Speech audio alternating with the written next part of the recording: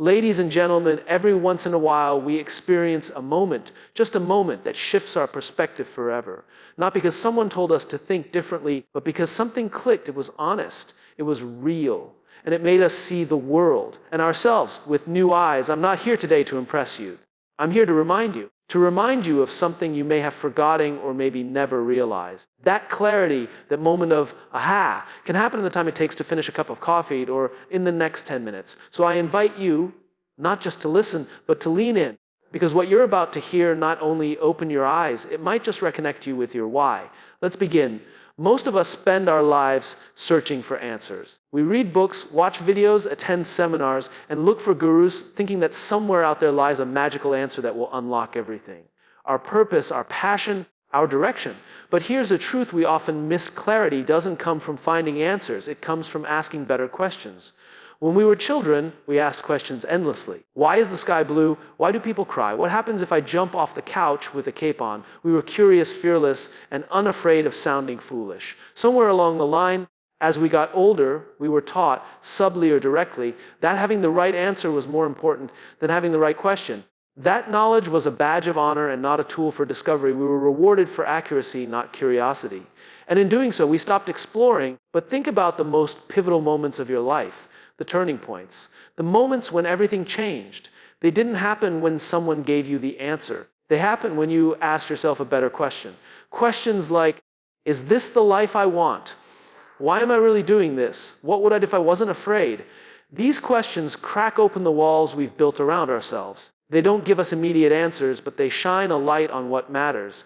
They pull us inward toward truth. In my own journey and in the journeys of so many I've studied and spoken with, the shift toward clarity always starts with a question, never with an answer. A person stuck in a job they hate get unstuck because someone tells them what job to get. They begin to see the way out when they ask ye, what makes me feel alive? Or, how am I pretending not to know? These are uncomfortable questions. They stir things up. They challenge the stories we tell ourselves. But they are the gateway to something deeper. Asking better questions doesn't mean asking bigger or more complex ones. Often, the best questions are simple but uncomfortable. Am I proud of who I am becoming? If I could start over, what would I do differently? And why haven't I? These questions create space for honesty. They demand reflection. And in that reflection, we begin to see more clearly. Not because we found a definitive answer, but because we've connected with something real inside us. The mistake many people make is they search for clarity in other people's answers. They model their lives on someone else's blueprint, hoping that success or happiness will follow. But someone else's answers are based on their questions, their fears, their dreams, not yours. Your clarity comes from the courage to ask what you need to ask, not what's trending, not what your parents want, not what society expects, but what your soul is whispering in those quiet, honest moments. And here's the beautiful irony. When you begin to ask better questions, the answers often don't matter as much. The questions themselves guide you. They challenge you to live more intentionally, to think more deeply, to act more authentically. You stop living on autopilot. You start creating. You become curious again, not just about the world, but about yourself. And that curiosity is the birthplace of growth. You might not find all the answers in the next 10 minutes. But if you can walk away asking one better question than you asked yesterday, you're already on the path. That's the shift. That's where transformation begins. So the next time you feel stuck, lost, overwhelmed, or uncertain, pause. Don't rush for the answer. Instead, breathe and ask yourself, what's the question I've been avoiding? That one question might just open your eyes in your life. Most people exist, few truly live. It's a statement that sounds dramatic, maybe even a little unsettling, but if you sit with it for a moment, you'll realize how true it is. Look around you. Think about your daily routine. Think about the people you pass in traffic, the ones beside you in elevators or across the table in meetings. How many of them are really living? Not just breathing or functioning, but living with intention, with passion, with presence. Existing is easy. It's what we've been taught to do. Follow the rules. Stay in line. Get the job, pay the bills, wait for the weekend. We grow up believing that this is what life is, a straight line of expectations and responsibilities. And because everyone around us is doing the same thing, we rarely stop to ask, is this really living? Or just surviving? There's a moment in most people's lives, sometimes early, sometimes late, when they look up and realize they've been on autopilot. Years have passed. They've checked all the boxes, maybe even achieved what others would call success. But something inside feels hollow. They have everything they were supposed to want, yet they feel disconnected, unsatisfied, even lost. Why? Because existing without purpose is like running a race with no finish line. You keep moving, but you don't know why. To truly live means to be awake to your own life. It means knowing why you do what you do. It means saying no to what doesn't serve you, even when it's comfortable. It means saying yes to what sets your soul on fire, even when it's scary. Living is not about constantly chasing happiness or success. It's about alignment between who you are, what you believe, and how you show up every day. The difference between existing and living is subtle on the outside, but radical on the inside. The person who exists wakes up dreading Monday. The person who lives wakes up curious. The one who exists moves from task to task, always busy, always stressed, always chasing. The one who lives makes space for meaning, for rest, for joy. One lives in fear of failure. The other understands that failure is part of the journey, not something to avoid, but something to learn from. And the truth is, many people don't even know they're just existing. It's not because they're weak or lazy. It's because they're numb. Life has worn them down. They've built walls to protect themselves from disappointment, rejection, and pain. But those same walls also keep out joy, love, and wonder. To truly live, you have to be willing to feel again, to risk, to care deeply even when it hurts. Living means you stop waiting for the perfect time, the right opportunity, or someone else's permission. You realize that life doesn't begin someday. It's happening right now. The clock is ticking, not in a fearful way, but in a wake-up call kind of way. You don't get to rewind. You don't get to repeat today. So what are you doing with it? And here's the powerful part. Choosing to live doesn't require a massive life overhaul. It starts with small decisions made consistently. Choosing to have that conversation you've been avoiding. Choosing to do something creative, even if no one ever sees it. Choosing to spend time with people who make you feel more like yourself, not less. Choosing to be present, even for just a few moments a day. The world doesn't need more people who are successful by society's standards but miserable on the inside. It needs more people who are alive, who are lit up by something real, who live with heart, who make others feel seen and inspired simply by being themselves. You don't have to sell everything and move to a mountaintop. You just have to wake up. Ask yourself honestly, am I really living or just existing? The answer to that one question can change everything, because the moment you choose to live fully, courageously, and authentically is the moment your life stops being a routine and starts becoming a story worth telling. Your comfort zone is your cage. It feels safe, predictable, and manageable. Inside it, you know what to expect. You avoid embarrassment, reduce risk, and minimize failure. But here's the quiet, dangerous truthing: that same comfort zone is slowly suffocating your potential. It's the invisible barrier between the life you have and the life you're capable of living. Most people stay in their comfort zones not because they're lazy, but because they're afraid. Afraid of judgment, rejection, uncertainty. Afraid of trying and not succeeding. Afraid of change. And those fears are understandable. We're wired to seek safety. But the irony is that in seeking comfort, we often create a life that's emotionally unfulfilling and spiritually numb. The comfort zone becomes a prison we decorate with excuses. Think about it. How many decisions in your life were made to stay safe? How many opportunities did you turn down not because you didn't want them, but because they scared you? How many times have you looked at someone else doing something bold and thought, I could never do that?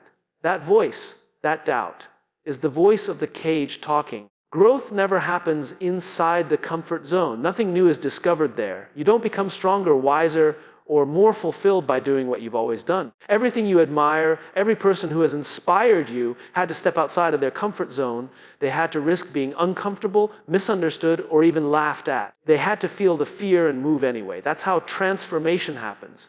Here's the thing: the comfort zone doesn't just limit your actions.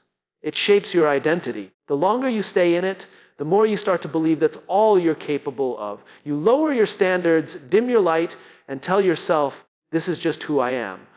But that's not true. That's who settled to be. Your real self, the version of you with courage, energy, and vision, is on the other side of that line you're afraid to cross. It doesn't have to be a massive leap. You don't have to quit your job tomorrow or give a TED talk next week, but you do need to choose discomfort on purpose. That's the key.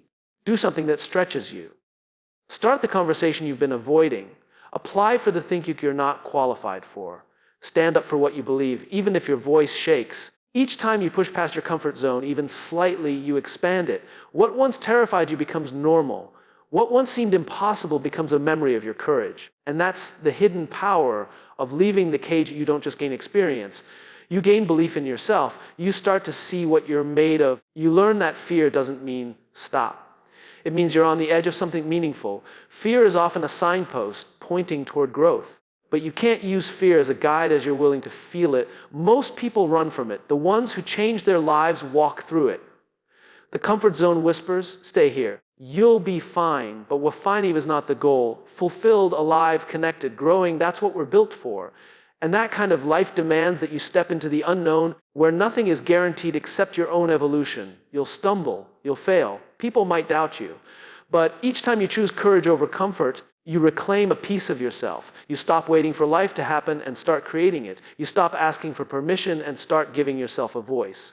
At some point, you have to decide, do I want to be safe or do I want to be free? That question doesn't have a perfect answer, but it does have an honest one. And only you can answer it. The door to the cage is open. It always has been, but you have to choose to walk through it, because the life you dream of is not waiting inside your comfort zone. It's waiting just beyond it. The story you tell yourself shapes your reality, more than your past, more than your environment, and more than your circumstances. Your internal narrative determines who you become. We all carry stories in our mind, stories about who we are, what we're capable of, what we deserve, and how the world works. These stories are powerful, not because they're always true, but because we believe them. Think about it. Have you ever caught yourself saying things like, I'm not good with people, I always mess things up, or I'm just not that type of person? These statements may sound harmless, but they're more than just thoughts. They're scripts, and you act them out, often without realizing it. Every time you repeat those lines, you reinforce them like grooves in a record. Eventually, they stop sounding like choices and start feeling like facts. The truth is, your mind listens to what you say to reconnect. Whether it's self-doubt or self-belief, your brain will look for ways to confirm that story. If you keep telling yourself you're not enough, you'll start noticing every failure and ignoring every win. If you believe you're stuck, your actions will reflect that belief. Even when opportunities are right in front of you, it becomes a self-fulfilling cycle. The story creates the behavior, and the behavior reinforces the story. But here's what most people forget: you're not stuck with your story. You're the author. You get to edit. You get to rewrite. The moment you become aware of your internal narrative is the moment you take your power back. It doesn't mean pretending everything is perfect. It means telling the truth in a way that empowers you, not limits you. Let's say you failed at something, maybe more than once. That's a fact. But how you interpret that fact is a choice. You can tell yourself, I'm a failure. Or you can say, I'm someone who's learning through experience. Same situation, different story. One shrinks you, the other grows you. This shift in perspective isn't just about being positive. It's about being intentional. When you take control of your narrative, you change how you see yourself. You begin to make choices from a place of belief instead of fear. You stop reacting and start creating. Life stops happening to you and starts happening through you. We often think change starts with doing something different. But real, lasting change starts with thinking something different. That doesn't mean ignoring reality. It means interpreting it with more honesty, more kindness, and more courage. You don't have to lie to yourself. You just have to stop choosing stories that keep you small. It's not always easy. Many of our internal stories were inherited. We picked them up from parents, teachers, society. We were told who we should be, what we should want, and how far we could go. Over time, those voices became our own. And unlearning them takes awareness. It takes practice. It takes the willingness to confront your own thinking and ask, is this story helping me or holding me back?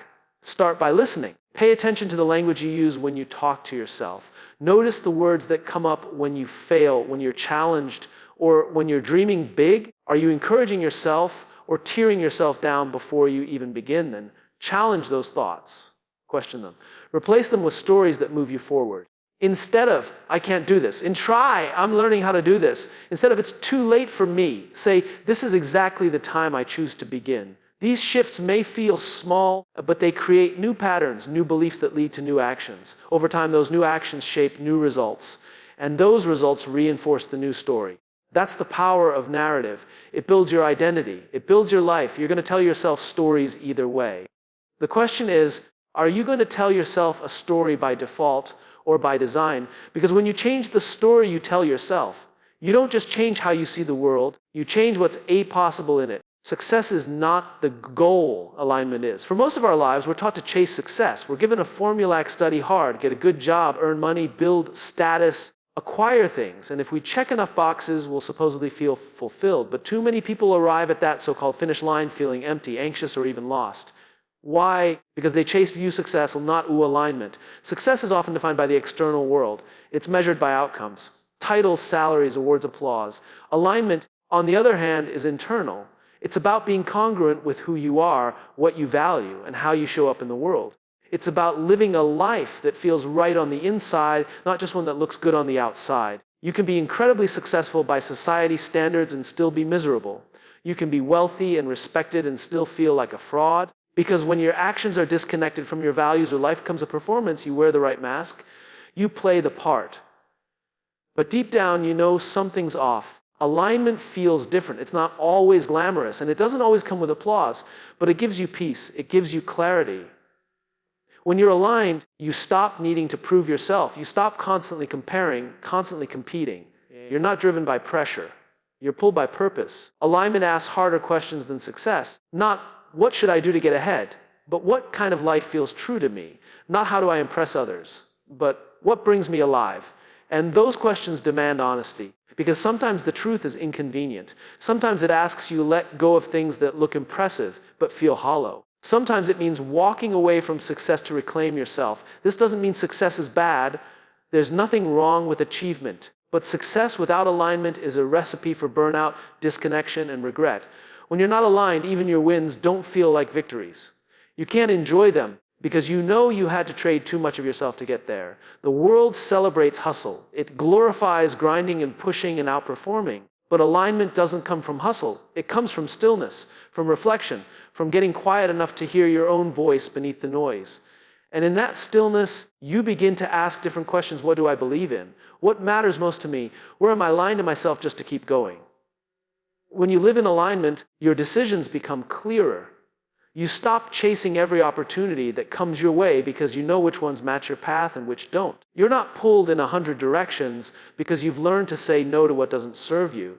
And that no is powerful. It creates space for the yes that truly matters. One of the most courageous things you can do is redefine success for yourself, not based on what the world told you growing up, not based on what your peers are doing, but based on your own truth. Maybe for you, success means having time freedom. Maybe it means being present with your family. Maybe it means using your creativity, speaking your truth, helping others, or simply waking up at peace with yourself. When you're aligned, you don't need to chase motivation. It finds you. You're not forcing yourself through your days. You're moving with energy, with flow, because your inner world matches your outer actions. That doesn't mean life gets easy, but it does mean it gets you clear. Even your struggles have purpose. Even your failures become feedback. You're no longer climbing a ladder that's leaning against the wrong wall. Real fulfillment doesn't come from reaching the top. It comes from knowing you're climbing the right mountain, a mountain that matters to you. And that begins with choosing alignment over approval, integrity over image, wholeness over winning. So ask yourself, am I living in alignment with who I really am, or just following a path I was handed? That question may unsettle you, but it may also set you free. Because the goal was never just to succeed. The real goal is to feel at peace when you're alone with your own thoughts, to live a life that feels honest, brave, and deeply yours. Time is the most valuable currency you will ever have. You can lose money and make it back. You can fail and recover. You can be rejected and try again.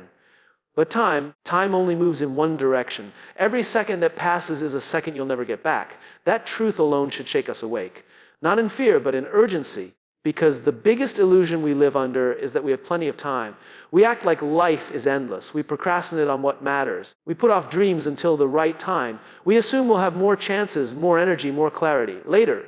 But later is not promised. Tomorrow is not guaranteed. And the biggest tragedy isn't dying. It's never living fully while you're alive. We live as if time is cheap. We give it away to things that don't matter, mindless scrolling, people who drain us, jobs that numb us, habits that keep us stuck. We fill our calendars but empty our hearts. And the scary part, we think we're being responsible. We think we're doing the right thing by playing it safe, by waiting our turn, by being realistic. But all we're really doing is trading moments of meaning for moments of convenience. Every day, you are spending your life. You're investing your time to something, whether you realize it or not. The question is, what are you getting in return? Are you building something that matters to you? Are you becoming someone you're proud of? Are you creating memories you'll cherish or routines you'll forget? To reconnect, the people who live the most awakened lives aren't the ones who have more time. They're the ones who value their time. They make decisions with the awareness that this moment counts. They don't waste energy on things that don't align with their purpose. They say no. Not to be rude, but to protect their yes. They create boundaries, not out of selfishness, but out of respect for their own lives. One of the most powerful things you can do is start treating your time like it matters, because it does. Every hour you spend distracted is an hour you could have spent creating. Every week you stay in a toxic relationship is a week you could have spent healing. Every year you postpone your dreams is a year you could have spent living them. Time won't wait for you to be ready. It will just keep moving. And let's be clear, valuing your time doesn't mean you have to hustle constantly. It doesn't mean you need to be productive every minute. It means you need to be present. You need to be intentional. Resting with intention is powerful. Laughing, connecting, exploring, daydreaming, those are all valuable uses of your time if they bring you joy or clarity. The danger is in drifting, in numbing, in wasting time unconsciously and then wondering where it all went. At the end of your life, you won't remember how many emails you sent or how many tasks you checked off. You'll remember moments, conversations, risks you took, people you loved, and more than anything, you'll remember how you have felt. Were you alive? Were you awake? Were you living on your terms? You don't need to fear time.